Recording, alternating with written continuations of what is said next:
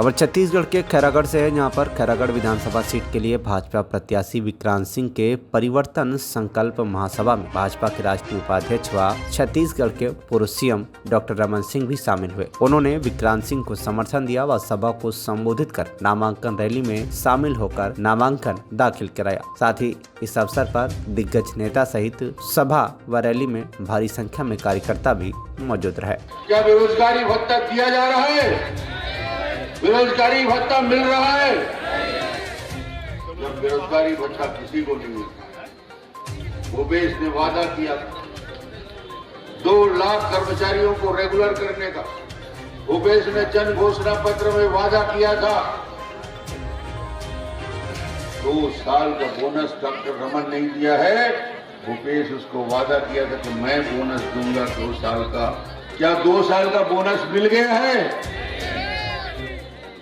वृद्धावस्था पेंशन, विकलांग पेंशन, निराश्रित पेंशन, ना जाने कितने वादा किया भूपेश बघेल ने जन घोषणा पत्र में। वो आज गांव-गांव में, गली-गली में भूपेश बघेल के पहचान हो गए। भूपेश बघेल की चिन्हारी में जहां जहां नाथों, बस्तर, सरगुजा तक एक सवाल गांव वाले मतलब पूछो कि छत्तीसगढ़ के सबले बड़े लबरा कौन है?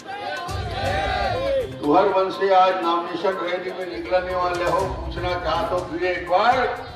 तो ये बात के आह्वान आप सबसे करना चाहता हूं कि पिछला 5 साल हम देखे हम खैरागढ़ विधानसभा के दुर्गति और 15 साल जिन एक पिछड़ा हुआ खैरागढ़ रहा से तेला विकसित खैरागढ़ बनाए में अगर कपड़ो योगदान रहे हैं तो पूर्व मुख्यमंत्री डॉक्टर रमन सिंह जी के रहे हैं।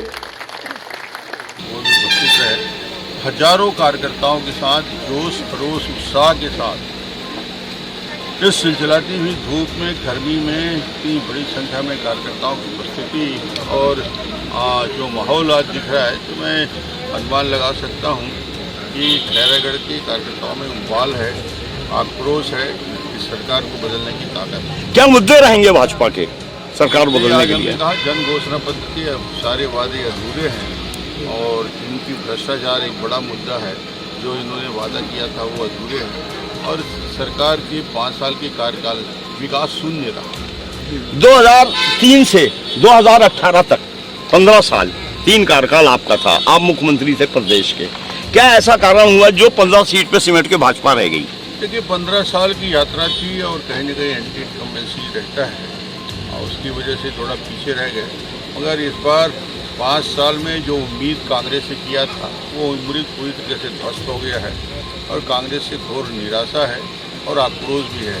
मुझे लगता है 5 साल में ही इस सरकार की पूरी जिस प्रकार से योजना चली है, करप्शन सिर से पैर तक भ्रष्टाचार है, न नरवा है, न गरवा है, न गुरवा है, न बारी है, चारों ओर झूठ, बेईमानी, भ्रष्टाचार और लबारी के सिवाय इस सरकार में छत्तीसगढ़ का सबसे लबरा यदि कोई व्यक्ति है मुख्यमंत्री भूपेश बघेल। इससे बड़ा झूठ बोलने वाला, लबारी मारने वाला, जिसने जन घोषणा पत्र के सारे वादे, शराबबंदी का वादा, 10 लाख लोगों को बेरोजगारी भत्ता का वादा, 2 लाख कर्मचारी लोगों को रेगुलर करने का वादा, वृद्धावस्था पेंशन, विकलांग पेंशन, निराश्रित पेंशन और उसके साथ 2 साल का बोनस देने का वादा और कितने वादे किए, 100 वादे, सब अधूरे।